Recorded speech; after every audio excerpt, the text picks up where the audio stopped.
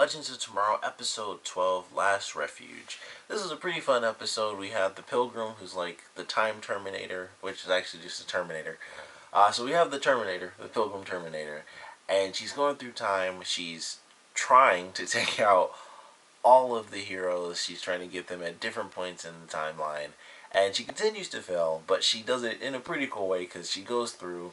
When we have Sarah meet herself when she's younger, that's probably one of my favorite moments because when the Pilgrim goes through there, first off, that was like her first really big moment where we got to see some action with the character.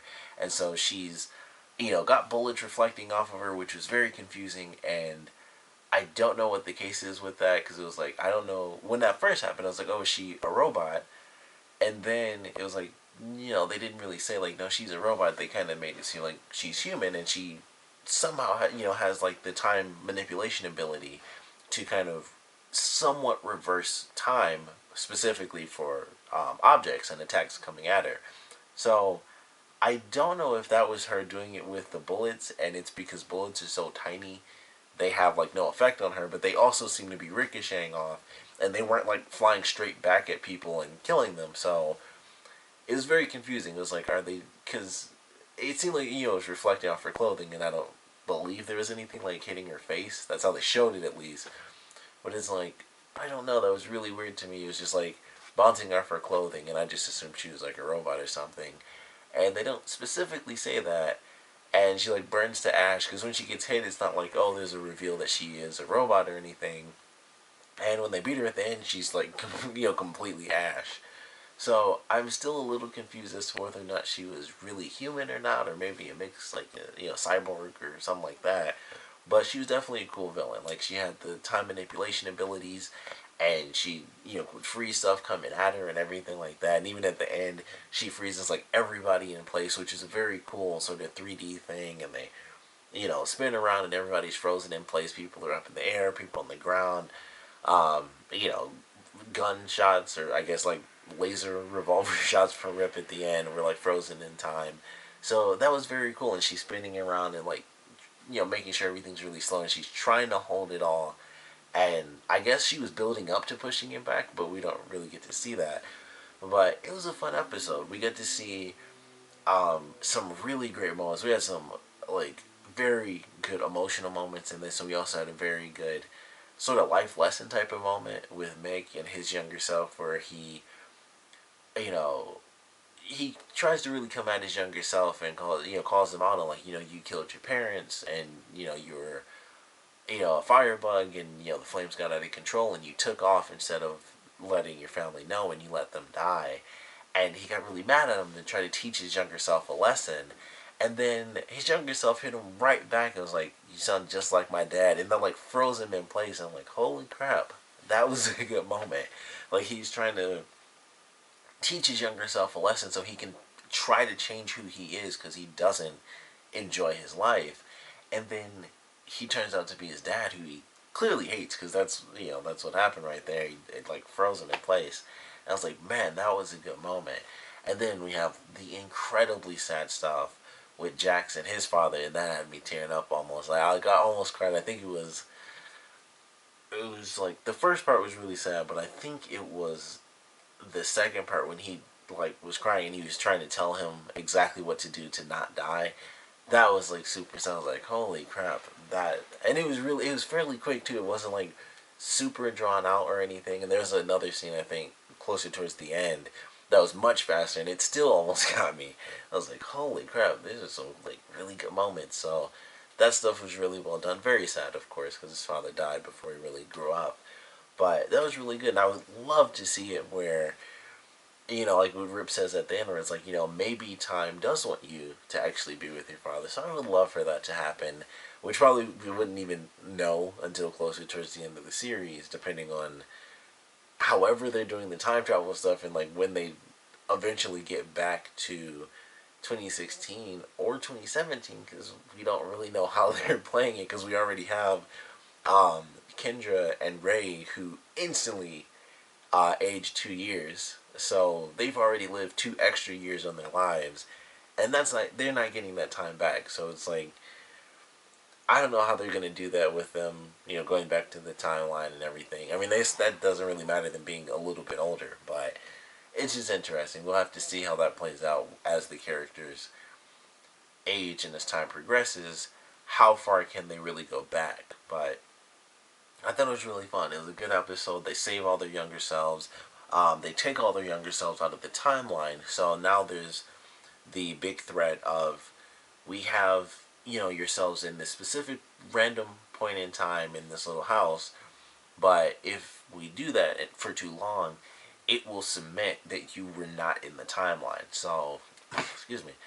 Very interesting ending. We have, kind of memories fading away, stuff like that.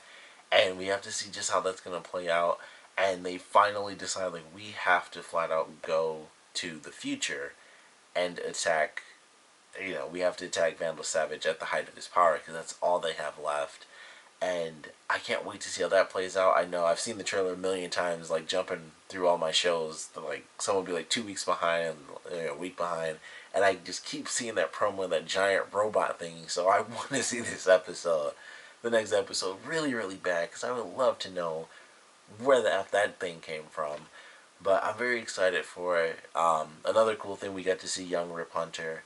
I totally forgot because I watched it like I think I saw it like a week ago or 2 weeks ago or something. I think it was 2 weeks ago. I saw it when the episode actually premiered. So I don't remember what his real first name is, but I knew that little kid was him. Like as soon as he showed up, I'm like the little kid who kind of has the same hair color, and he's wearing a brown jacket. I'm like, that's gonna be Rip Hunter, and of course that's exactly who it was. I was not surprised whatsoever when they did that. I was like, what a shock! That's young Rip Hunter, but we did get a little lesson. We get to meet his, I guess, adopted mother and stuff like that, and find out like this is where Time Masters kind of, uh, pick up candidates really. So I thought that was pretty cool, and we still don't know where it is. It's some random place in some random time period. So I thought that was actually still really cool. We don't know, what's going on at all, but I liked it. I thought that was actually a cool little concept. It's just somewhere, someplace in time that the Time Masters wouldn't really think to look. And it was nice. It was really, really cool, simple idea.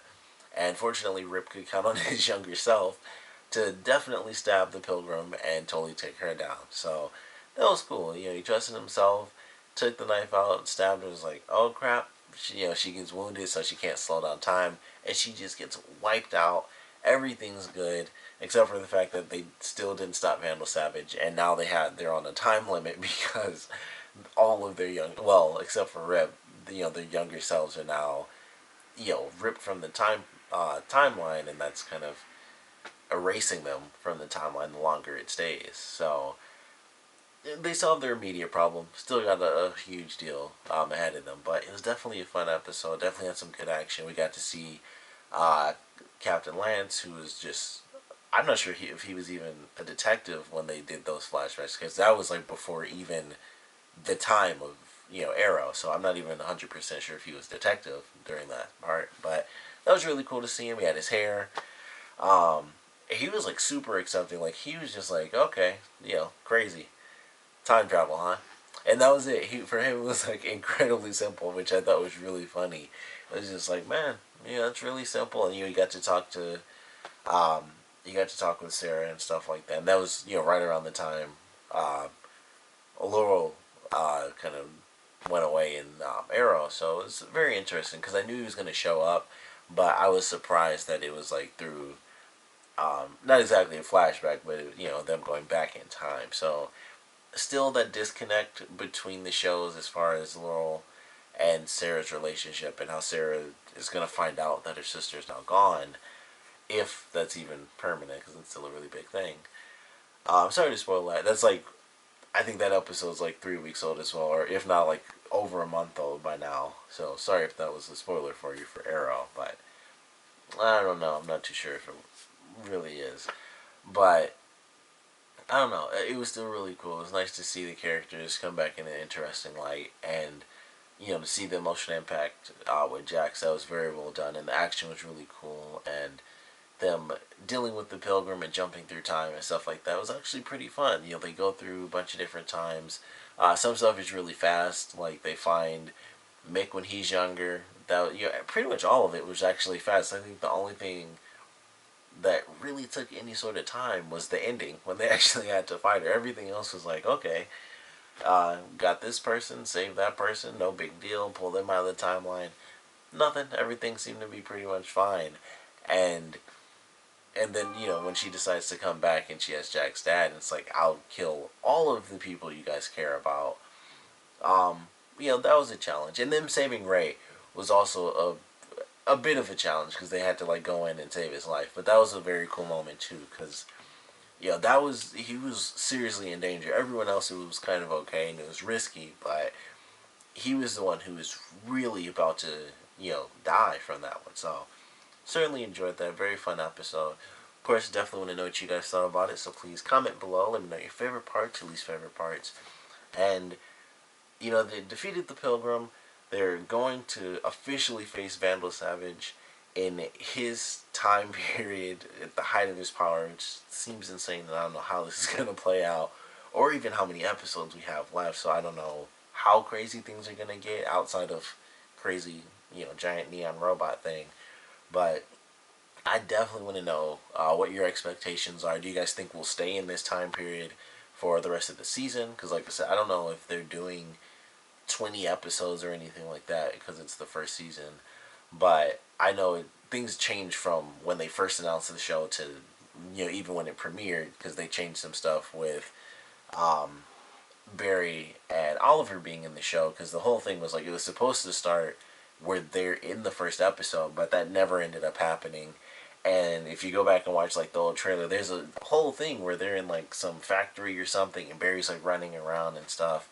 None of that's in the show yet, so I don't know if they're just gonna save that for like season 2 or something.